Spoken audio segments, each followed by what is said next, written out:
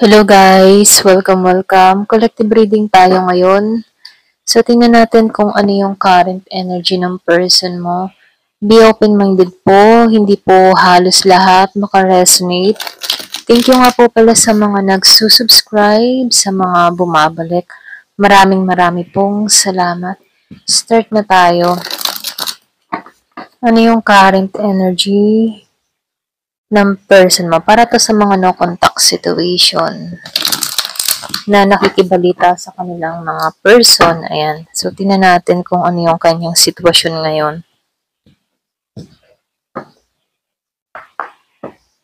Give the message.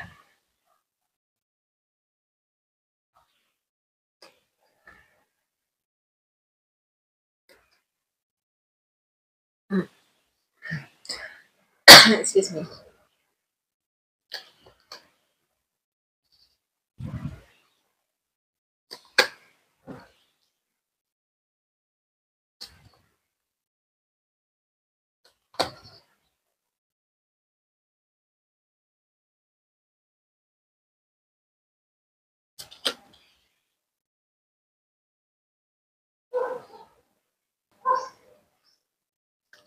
Nakikita ko dito, no, meron ka ditong person na nagsasabi dito, no, this is not the right time. Kumaga, hindi pa ito yung tamang oras, okay?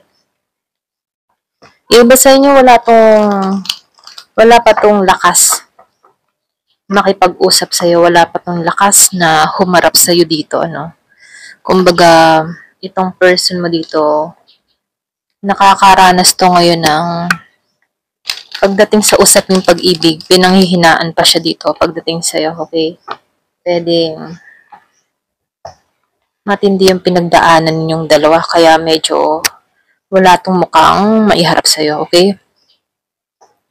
Pero ganun pa man, nakikitaan ko dito, mahal ka naman ng tao na to, hindi naman nawala yun. Kaya lang, dito, nakikitaan ko dito, hindi pa ito yung tamang oras, okay? Meron akong nakikitang ganon.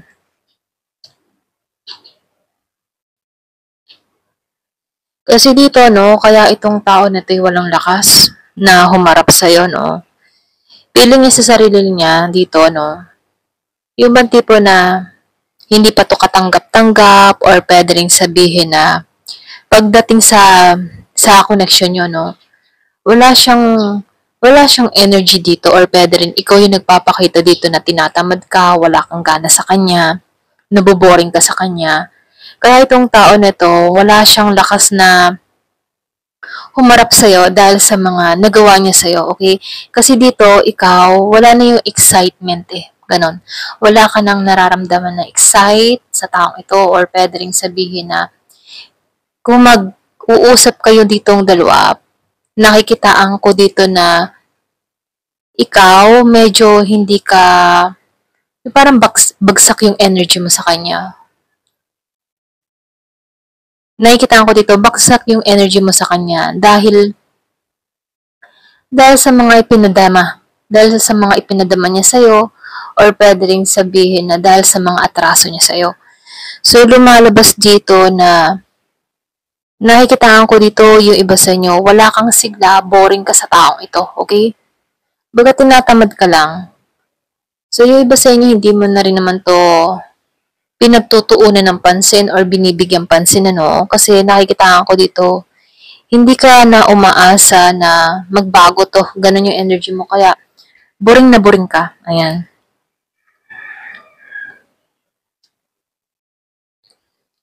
So, dito, no, meron ako nakikita dito yung iba sa inyo.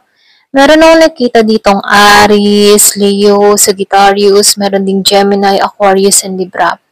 Meron din ako nakikita Virgo, Capricorn, Taurus, and Scorpio, Cancer, and Pisces.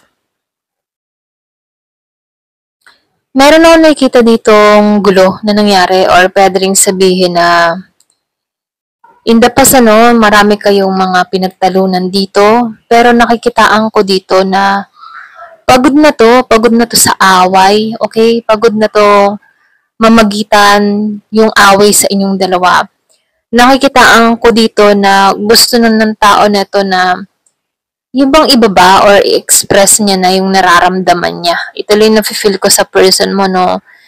Gusto nitong magbalikan kayo ng dalawa. So, itong tao nito, nag-iisip to ng solusyon sa inyong dalawa, no? Kaya lang dito, ikaw, nakatuon ka sa stability mo or nakatuon ka ngayon sa iyong mga importanteng bagay, ano? Nakatuon ka ngayon sa iyong kabuhayan, sa iyong pagkakakitaan, sa kapirahan. So, nafe-feel ko sa'yo, ito muna yung pinagtutuunan mo, okay? Bago yung solusyon sa person mo. Kasi dito, nakikitaan ko dito na pasensya na, pagod ka na eh. Pagod ka na sa away niyong dalawa. Pagod ka na rin sa kanya, okay? Merong napagod na, bumitaw na, ganon.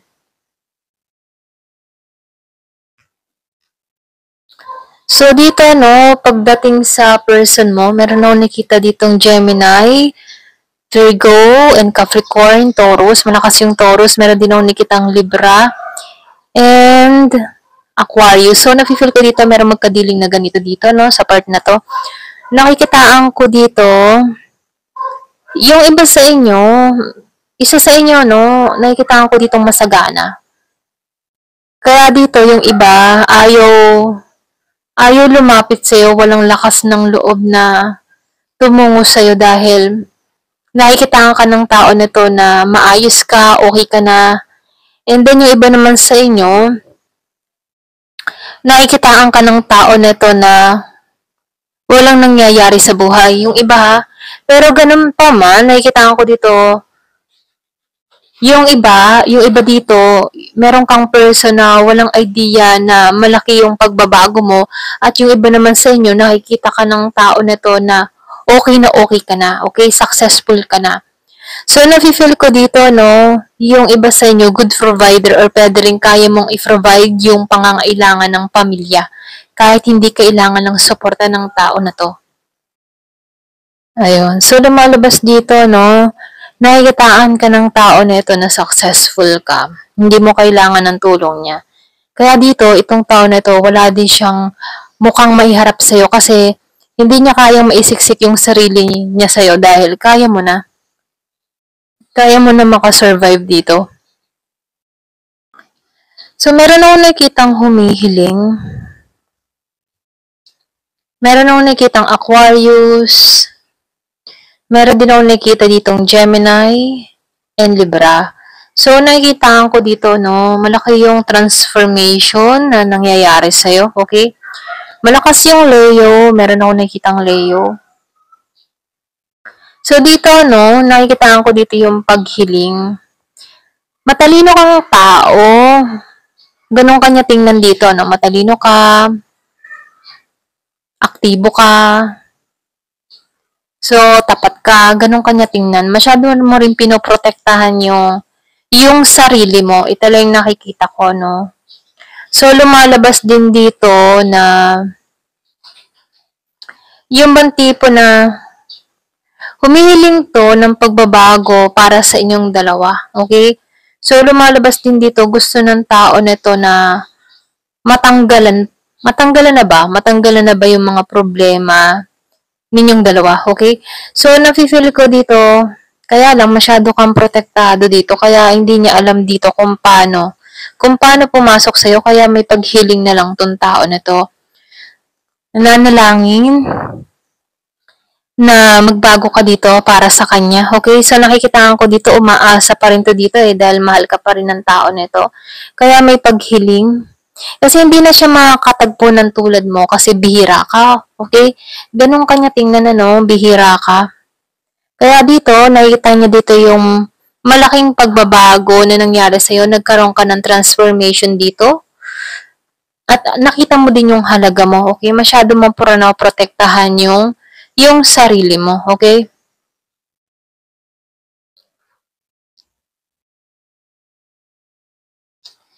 So, dito, no, meron akong nakikitang Virgo, Capricorn, Taurus.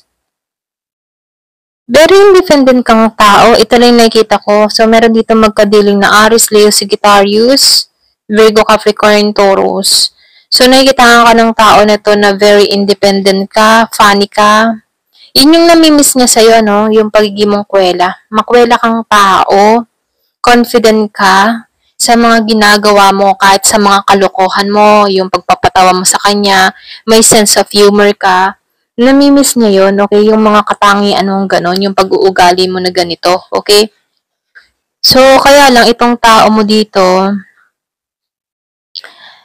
wala siyang savings dito, no? Ito lang nakikita ko, wala siyang ipon. So, lumalabas din dito, ikaw, hindi mo din naman iniisip dito ang kaperahan. Yung iba sa inyo, no? Kasi, andun yung pagiging mong positive eh. Ito lang nakikita ko, kaya mo makasurvive kahit konti lang yung iyong hawak-hawak na pera. Kaya mo yung sarili mo. Kaya lang itong tao mo may pinagdadaanan siya dito. Feeling niya dito wala nang renewal na mangyayari sa kanya kasi hindi rin siya makalapit sa iyo kasi wala siyang ipon, okay? So lumalabas dito hindi siya makapagbigay sa iyo kahit gustong lumapit ng tao na to. Hindi kanya mabigyan ng regalo or hindi kanya masuportahan ano. So lumalabas dito hindi mo kailangan ng tulong ng tao na to. Ito lang nakikita ko. Kaya itong tao na to mayroong hiya sa iyo dahil hindi siya makalapit sa iyo dahil wala siyang maibigay, wala siyang maipakita sa iyo or pwede rin hindi niya kayang iharap yung sarili niya kasi hindi siya dito na matagumpay, okay? So, nafe-feel ko dito yung iba sa inyo, matagumpay ka na sa mga nangyayari sa iyo, okay? So, nafe-feel ko dito sa iyo, napaka-independent mo at hindi ka na kayang kontrolin ng tao na to, okay? At dun siya nawawala ng pag-asa kasi hindi kanya na control kasi dito, kaya mo yung sarili mo. Ito lang nakikita ko. So, dito, meron ako nakikita dito ang Scorpio, Cancer, and Pisces, and then meron ako nakikita ang Virgo, Capricorn, and Taurus na magkadiling. So, lumalabas dito, meron akong nakikita ditong, yung iba sa inyo, meron kang tao dito or pwede ring energy mo to, meron akong nakikitang Year of the Roaster, merong umaasenso, merong napupundar na property. So, nakikitaan ko dito, mahal ka pa rin ng tao na to. Yung iba sa inyo, meron kang kadiling dito na meron sa buhay, matagumpay na tao, may sariling bahay. Kaya lang dito, mahal ka ng tao na to kasi magaling ka bilang isang babae or lalaki, kaya mong i-provide yung sarili mo, okay, kaya mong umunlad. So, ito yung hinahanap niya bilang kapareha, yung marunong sa buhay. Doon ka nakikita ng tao na ito na magaling ka, okay, magaling kang humawak ng pera, magaling ka, ganon. Ganon kanya hinahangaan dito, no? So, dito gusto ng tao nito na makipagkasundo sa'yo, okay, kasi andun pa rin yung pagmamahal niya. Bihira yung tulad mo dito, kaya nanghihinayang tong pakawalan ka, okay? Na kung saan ipinagdadasal niya dito na sana magbago ka para sa kanya, sana matanggap mo siya dito, no? Kaya lang dito, stable ka eh, okay? Yung iba sa inyo, naka-moving on ka na rin or pwede rin naka-recover ka na dito sa tao na to, kaya hindi mo na rin masyadong iniisip pa siya dito. Pero andun pa rin yung pagmamahal, no? Kung tatrabahuhin, pwedeng mahulog pa rin ang loob mo dito, okay? Andun pa rin naman, meron ka pa rin konting nararamdaman dito. Kaya lang, sa di inaasahan, kung ano man yung naging dahilan kung bakit kayo nagkahiwalay dito, may malaking rason kung bakit niya nagawa iyon, okay? Pero ganun pa man, nakikitaan ko dito, andun pa rin yung pagmamahal niya sa'yo. Ayan. So, meron nagiging masagana dito sa part na to. So, meron din ako nakikita dito na Aries, Leo, Sagittarius, Scorpio, Cancer, and meron ditong tao na tinitingnan niya yung positibong pananaw sa buhay, nagiging siyang positive dito. Meron ako nakikitang travel mula sa tao na to, no? So, meron ako nakikitang distance.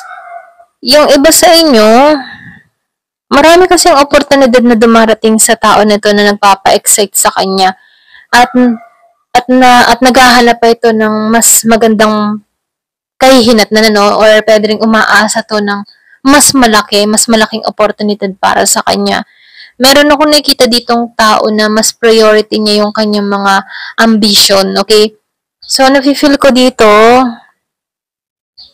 na-miss opportunity ka ng tao mo before, kaya dito, no, ayaw mong sayangin yung oras at panahon para sa oportunidad na dumarating sa'yo, okay? So, nafe-feel ko dito sa larangan ng pag-ibig, isinasantabi mo muna ito kasi mas nag-iintay ka nga dito ng mas malaking parating sa'yo. So, nakikitaan ko rin dito, meron kang malaking vision or meron kang malaking picture na, ay may sa malaking picture, no, meron kang mga malalaking nilalarawan na gusto mong mangyari sa buhay mo, okay? So, lumalabas din dito, na-excite ka dahil merong adventure na parating sa'yo.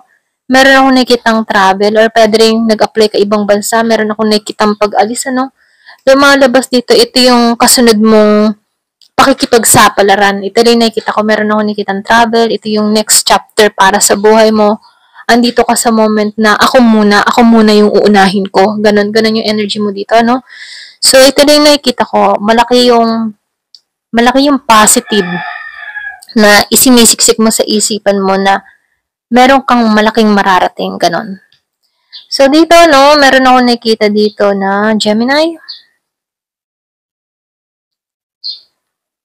So, pagdating, yung bang tipong ang tingin mo dito noon sa taong ito, meron ako nakikitang Gemini, malakas.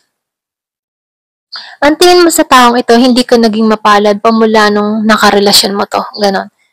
Dun ka sinubukan, dun lumabas lahat ng mga problema na ang hirap solusyonan. So, nafe-feel ko dito na tingin mo sa taong ito, bad luck lang siya sa'yo, sobrang na-disappoint ka dito. Ito rin nakikita ko.